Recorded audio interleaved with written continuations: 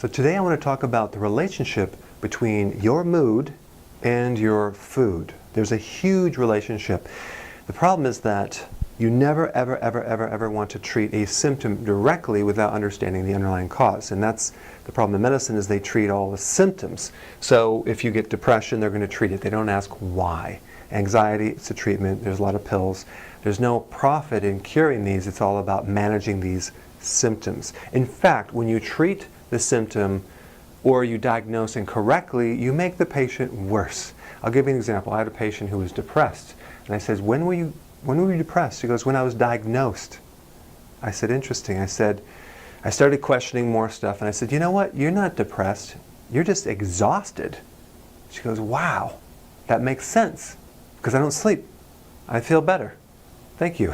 So I got rid of her depression just by helping her realize the underlying cause. Okay? So let's talk about this. There's a couple of factors in the relationship between affecting your emotional mood and the food that you eat and other things. Let's talk about nutrition first. You ever hear the concept, an apple a day keeps the doctor away? Well, that might have been true in 1965, but not now. It takes 6 apples a day now to keep the doctor away if you take the apples and shoot them hard enough at the doctor. I'm just kidding. Don't do that. But the point is that their soils are so bad right now, you need so much food to achieve the same nutrient levels. In Europe or in Africa, the food nutritional factors are so much more that's why they have good teeth, good bone structure, because they have more nutrition in the soils. So the soils are bad in America, thus the food is empty, so therefore you need to eat even healthier. Let's just take potassium. It's one of the most important minerals in a good, relaxed body, because potassium is a physiological tranquilizer. It calms the nervous system down. And you might say that you eat a banana a day. Well, that's 400 milligrams. You need 4,700 milligrams just to get your minimum. So that would equate to about 7 to 8 to even 10 cups of vegetables or salad every single day. How many cups of vegetables are you eating every day? So potassium is very, very important for 2 reasons. To calm the heart rate down, because if your potassium's low, your pulse rate's going to go high. Try to sleep with your pulse rate just going boom, boom, boom, boom. It won't let you relax. So potassium is very important to calm the heart down. It's also important to establish good blood sugars and even to help stabilize the sugars so they don't drop down too far. We'll get into that in a second. But I want to just talk about the nutrient factors. B vitamins. Especially B1. B vitamins are used up when you're in a stress state. So when you're pushing your body and you're stressed out, you're going to deplete your B vitamins, especially B1 and some of the other ones. When you deplete B vitamins, you become more anxious. You have that internal, that restlessness. Restless leg syndrome, for example, is a B vitamin deficiency. The best source of B vitamin would be nutritional yeast. So go to the health food store, get nutritional yeast, take a teaspoon. I like to put it in plain yogurt, put it in your kale shake, whatever. But those B vitamins are very, very, very important to actually calm you down and help you sleep and prevent nightmares as well. But don't buy them from a 1-a-day vitamin. Most of these vitamins out there are synthetic, and you don't want to consume synthetic vitamins. You want them food-based. I have one called Super Nutrients that I use because it has good cognitive function. It's all food-based. There's no synthetics. And you could take probably 3 of those and get enough B vitamins if you wanted to do that. It's called Super Nutrients. Calcium. Calcium is important to help you relax, calm down, and reduce stress. When you're under stress, you deplete your calcium. Calcium goes through you. You don't really absorb it as well. So calcium, the best source is not from a typical 1-a-day or some of the calcium supplements they sell at CVS, because all those are made from calcium carbonate. That's limestone. You'd be better off chewing on the cement outside. And I won't mention any brand names that use calcium carbonate, Centrum Silver, but a lot of these top name brand calciums, they basically use rocks, which don't absorb. So you need a calcium citrate, or have it from cheese, or have it from plain yogurt, something like that. Okay, omega-3, very, very important in cognitive function, and even especially for children.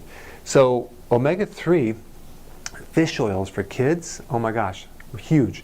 But the problem is that there's something fishy about fish oils, and that would be that it's usually rancid. So get a higher quality fish oil rather than just kind of like the cheapest brand that you can find. Get a good one and open up the capsule and smell it. And if it's not fishy, it's probably pretty good. So if you're going to go with fish oils, make sure it's a higher quality. Okay, so that's one thing. And then I want to talk about iodine. When a child is growing, or when you're nursing, or when you're going to have a baby, make sure that you consume enough iodine from a sea kelp source. I like sea kelp. That's the best source of iodine, and like especially pregnant females and things like that, because iodine supports the thyroid. Children that are mentally retarded usually have an iodine deficiency because the mother was deficient and it transported over to the baby. And I even know some adults that are mentally retarded as well because they don't have enough iodine. Iodine supports the thyroid. The thyroid helps the cognitive function of the brain, but I like to have it from a food base, not a synthetic or like a rock. So take it from sea kelp. Next thing, blood sugar is very, very important. If your blood sugar is not perfectly level at 100, if it goes too high, you're going to get brain fog. You're going to have loss of memory. When the blood sugars go down, you're going to have irritability, ADD, you're going to be edgy. So just from blood sugars. So the blood sugar relationship between cognitive function on a physical level, it's huge. It's very, very important. I used to have brain fog all the time. And then one day, I started to change my breakfast from a carbohydrate cereal to a protein breakfast. I think I was having buffalo burger or even a piece of fish. And then I went to eggs. Oh my gosh, I felt so much better, like a helmet lifted off my head. So you want to make sure your breakfast is protein because that actually stabilizes the blood sugars through the whole day. If you skip a meal, skip breakfast, or have a carb breakfast, in the evening you're going to have low blood sugars. Now, having low blood sugars doesn't mean you should eat more sugar. It just means that you didn't set it up where you have good protein in salad or vegetables and that potassium to stabilize your sugar. So when your blood sugars drop down, have a salad, don't eat sugar. That's not going to fix it. And so we want to make sure that we don't eat sugars because it's going to spike and then come down. You're going to end up with a low blood sugar and then you're going to get irritable. So the bottom line is you have to avoid sugar. Okay? 7 cups of salad. We talked about potassium will help stabilize your blood sugars and it's great for diabetics.